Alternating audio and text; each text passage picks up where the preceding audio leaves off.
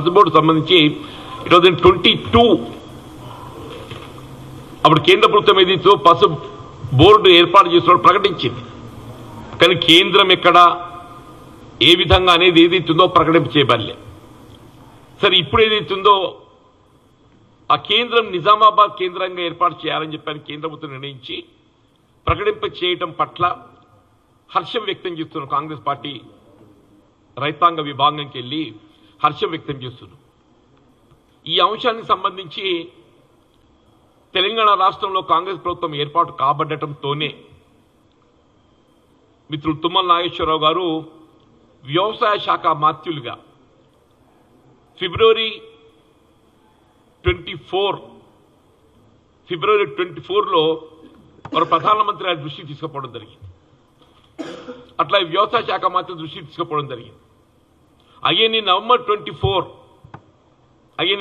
24 పీయూష్ గోయల్ గారి దృష్టికి తీసుకెళ్లి ఈ పసు బోర్డు కేంద్రం ఏర్పాటు చేయడంలో తాత్సారం కావడంతో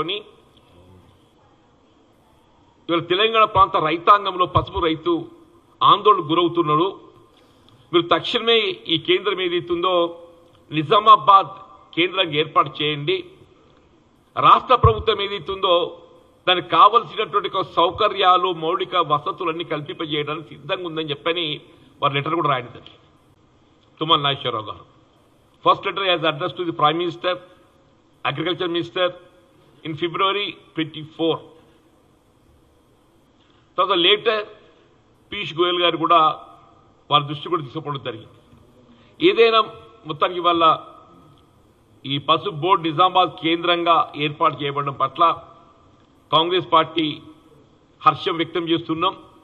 ఇవాళ పసు బోర్డు ఏర్పాటు చేయబడడంతోనే ఇవాళ సమస్యకు పరిష్కారం లభిస్తుందని చెప్పని కాదు, దాని నాణ్యత ప్రమాణాలు పెంపొందించబడే విధంగా పరిశోధనలు ప్రధానమని చెప్పంటున్నాం.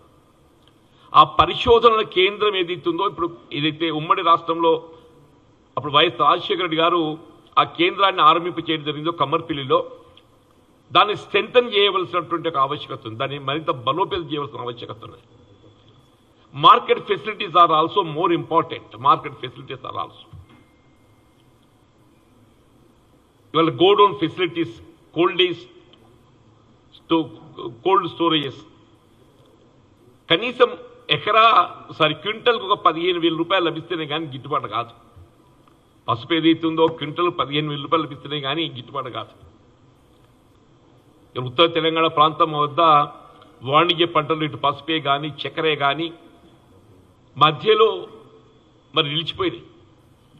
వాళ్ళ రైతాంగ ఉద్యమం ప్రధానంగా ఏదైతే ఈ రెండింటిని కేంద్రంగా ఏదైతుందో ఉద్యమించడం జరిగిందే.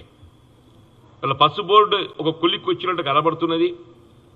చక్కెర కర్మాగారం ఏర్పాటు పట్ల కూడా తెలంగాణ రాష్ట్రంలో కాంగ్రెస్ ప్రభుత్వం ఏర్పాటు కాబడడంతోనే పరిశ్రమల శాఖ మంత్రులు శ్రీధర్ బాబు గారి ఆధ్వర్యంలో ఒక సబ్ కమిటీ ఏర్పాటు చేయబడటం, ఆ అంశాలను పరిశీలింపజేసి వాళ్ళ బ్యాంక్ లోన్స్ అన్ని కూడా వాటిని డెట్ క్లియరెన్స్ చేయడం జరిగింది.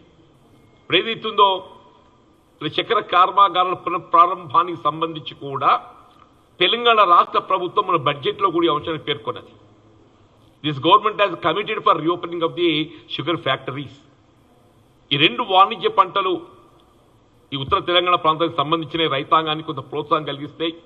వీళ్ళు వరితో పాటుగా కేవలం ఒక వరిపైనే ఆధారపడకుండా పంటల మార్పిడి ఏ విధంగా కావాలని కోరుకుంటామో ఆ పంటల మార్పిడిలో భాగంగా ఏదైతుందో ఇవాళ పసుపుతో పాటు మొక్కజొన్న మనం సాగు చేసే అవకాశం లభిస్తుంది అంతర్ పంటగా.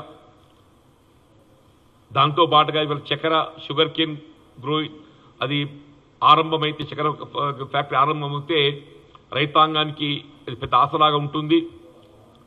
తప్పకుండా ఈ రెండు అంశాలు కూడా అటు కేంద్రమే కానీ రాష్ట్ర ప్రభుత్వమే కానీ సమన్వయంతో రైతాంగానికి తోడు నిలవాలని చెప్పని కోరుతూ, ముఖ్యంగా ఈ పసుపు బోర్డు సంబంధించి రైతాంగం ఏదైతుందో దాదాపు 2 దశాబ్దాల నుండి అని చెప్పంటున్నారు. దాదాపు 2 దశాబ్దాల నుండి వారు ఉద్యమించడం, వారి ఉద్యమ ఫలితం ఏదైతుందో పసుపు బోర్డు నిజామాబాద్ జిల్లా కేంద్రంగా ఏర్పాటు కాబడిన పట్ల ఎట్లయితే హర్షం వ్యక్తం చేస్తున్నామో నేను ఉత్తర తెలంగాణ ప్రాంత రైతాంగాన్ని, ముఖ్యంగా నిజామాబాద్, ఆర్మూర్, జగిత్యాల ప్రాంత రైతాంగాన్ని నేను హృదయపూర్వకంగా అభినందిస్తామని చెప్పని పేర్కొంటున్నాను. Thank you.